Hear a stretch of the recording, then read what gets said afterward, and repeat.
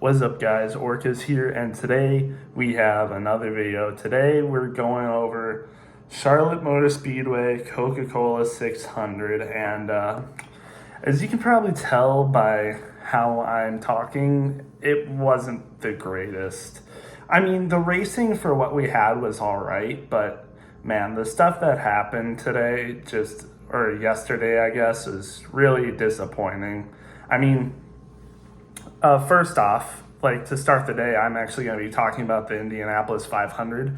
I was actually going to watch the race. I was actually going to watch it, but then it got delayed by like 2 hours, so I didn't even get to watch it. I was going to watch Larson race, and it just got delayed, and then I had to go home and then had to get ready to leave to be back where I am right now in my dorm, because I was at home for the weekend with obviously days off because, but I was at my grandpa's and I was going to watch the race, and it got rain delayed, so I didn't get to watch it.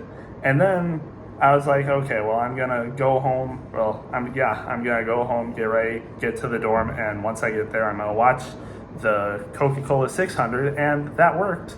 But after stage 2, 49 laps in, the race gets called, or I guess delayed, by a lightning strike in the area, and then it rained a little bit, and then it took like 2 hours for them to make an announcement on what they were going to do. They were going to start track drying, and they were track drying, but for some reason they ended the race and called it, because apparently the humidity was too high and the track drying was taking too long. But if you look like at photos of people that were there, it looked like the track was drying. Like they could have gotten it done. So I don't get it. I don't get why they couldn't do it. And apparently the rumors are Fox called the race.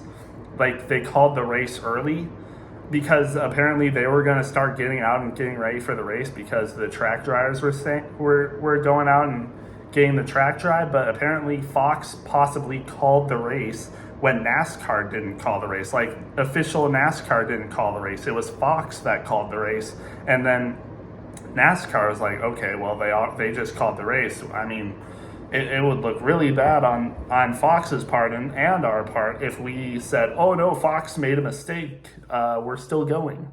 So I don't get it. So the race was called, and with 151 laps left, the race was called. I think NASCAR rules state once the race is halfway done and it's like the race isn't, we're not going to have like racing until the next day, they call the race or something like that, I guess.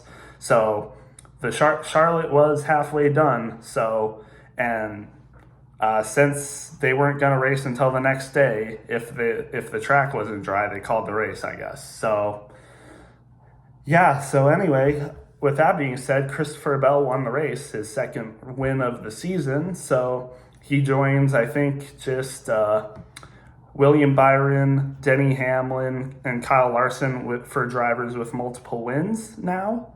So he's the 4th driver in the Cup Series with multiple wins, so I guess good for him.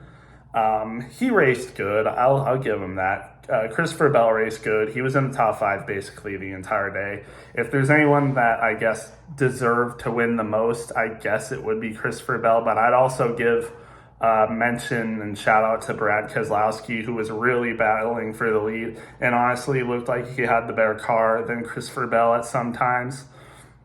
So that's that. I'll get back to Kyle Larson though, because man, it would have been a historic day. Kyle Larson, even on a delay, ran the Indianapolis 500, so that meant he was going to be late for the Charlotte race. So he continued racing the Indianapolis 500, and he was running really good, apparently. I didn't watch the race for when it was racing, but apparently he was running really well. He was like 5th to 8th place for most of the race, I guess. And then tragedy struck. He got hit with a speeding penalty, so he ended up finishing 18th in the Indianapolis 500. So then he was going to fly with helicopter immediately after the race to the Coca Cola 600, which he did. As the lightning delay happened, he arrived at Charlotte Motor Speedway, and it was going to be a perfect transition for Kyle Larson. And I'll talk about his replacement driver now. Justin Allgaier was his replacement driver from the Xfinity Series, subbing in for him for most of the race. And once Kyle Larson was going to return, Kyle Larson was going to replace Justin Allgaier and continue the race, and this was going to be perfect. Justin Allgaier was running 13th when the lightning delay hit, and then Kyle Larson was going to take over. Granted, he would have started in the back of the pack, just ahead of some of the drivers a lap down, so he would have been at the end of the lead lap. But I mean, we know Kyle Larson. He's an amazing driver. He would have worked his way up to the front, and who knows? He could have won the Coca Cola 600, or at least got close. Imagine what that would have been like.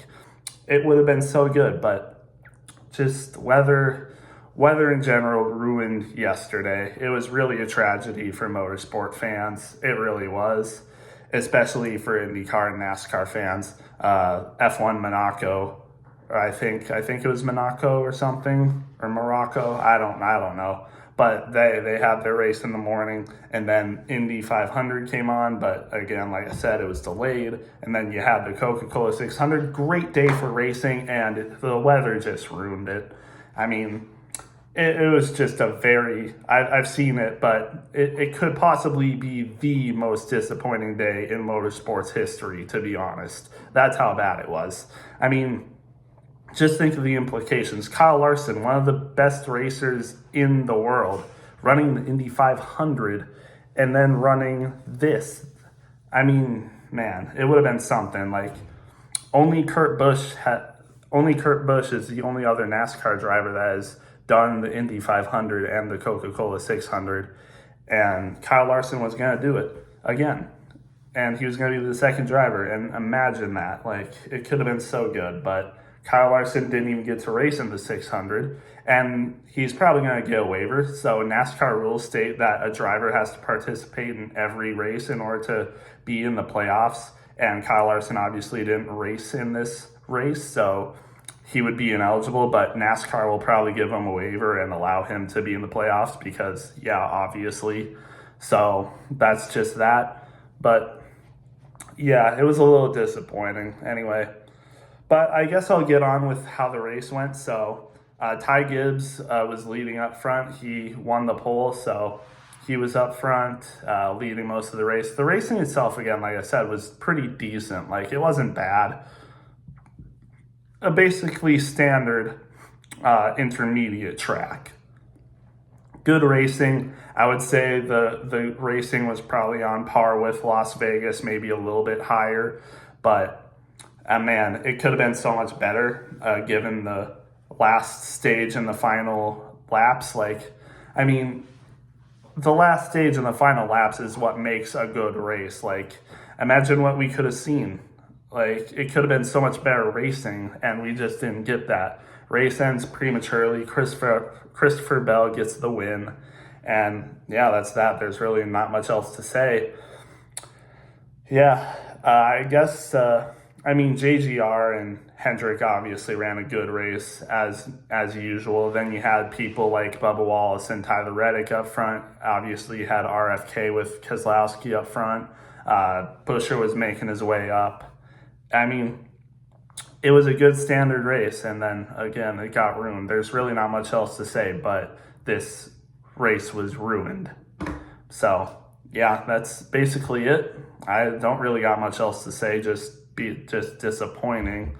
I mean, that's basically all I have, so I guess I'll go with the driver lineup. Christopher Bell won this race, like I said, and Brad came in second. So close, man. He could have won this race, honestly, but it's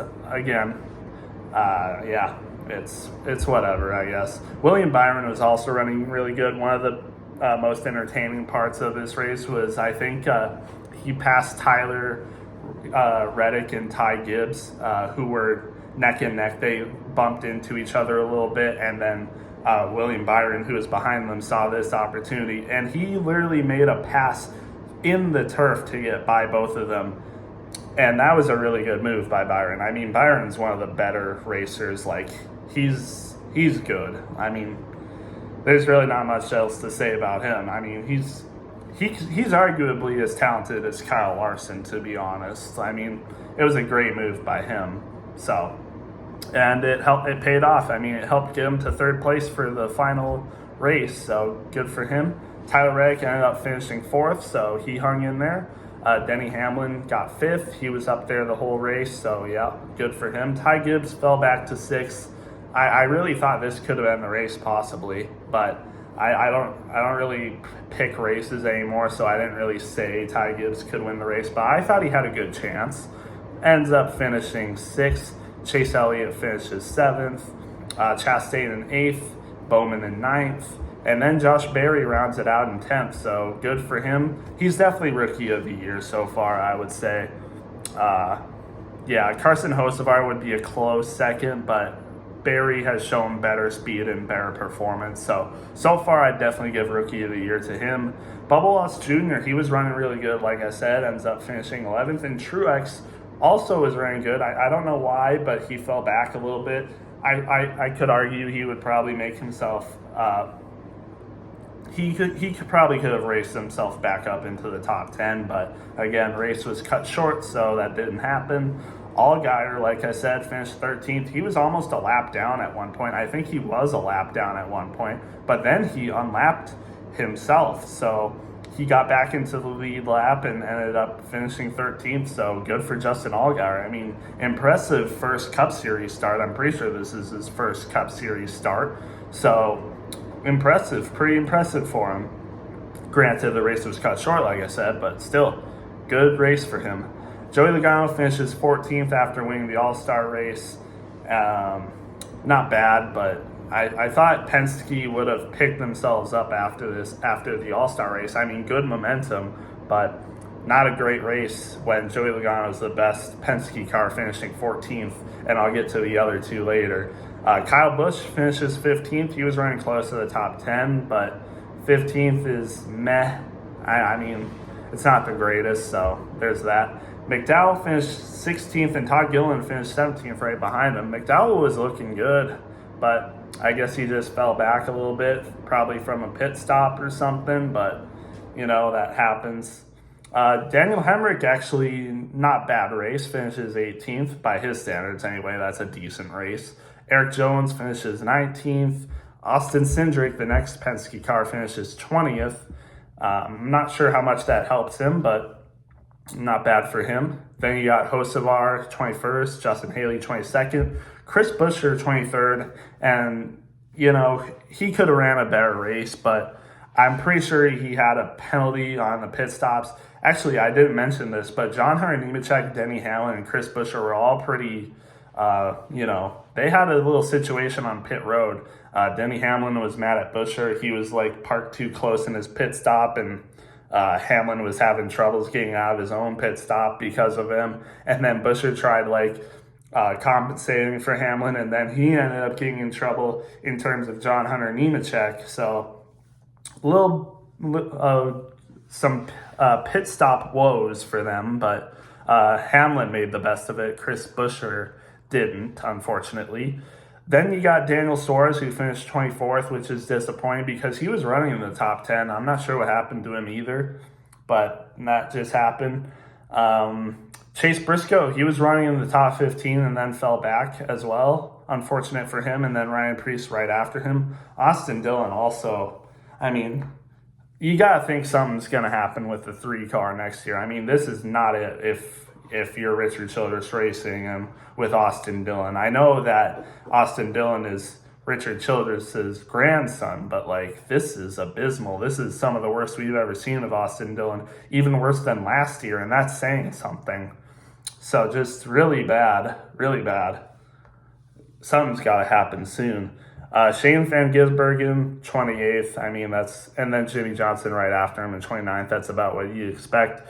Nemechek, I thought he would be doing better than this by now, but he finished 30th, and that's not great. I mean, he's got to pick it up a little bit, and I thought he'd be more experienced. His rookie season was 2020 or 2019, and then went back to the Xfinity Series. I thought he would have learned a little bit, and I thought he had a good start, but he's been downhill ever since. So unfortunate for him. Stenhouse only finishes 31st. That's pretty bad.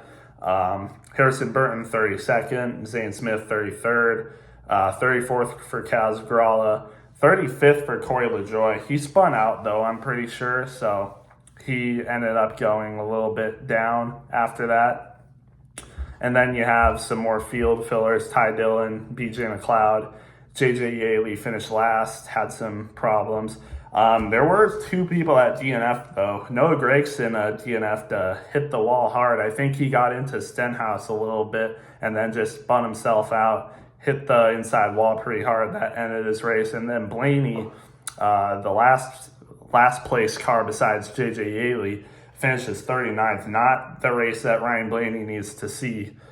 He's fighting for a playoff spot, still hasn't gotten a win, so that's tough for him. Ends up finishing 39th, and yeah, that's not good. So yeah, that's basically the race. Again, very disappointing, but I guess you can't always have a great race in NASCAR. For the most part, this year has been really good, especially as a first-time NASCAR fan. A first year as a NASCAR fan for me, first full year anyway. I mean, a lot of the racing has been really good, but yeah, this was definitely one of the worst moments of the season so far. But we move on. We go to, where do we go to next week? I guess Illinois. I don't think that's right. Oh, maybe it is. Maybe it's the road course. So anyway, I don't know what exactly, but we'll see you guys in the next one. Have a good one.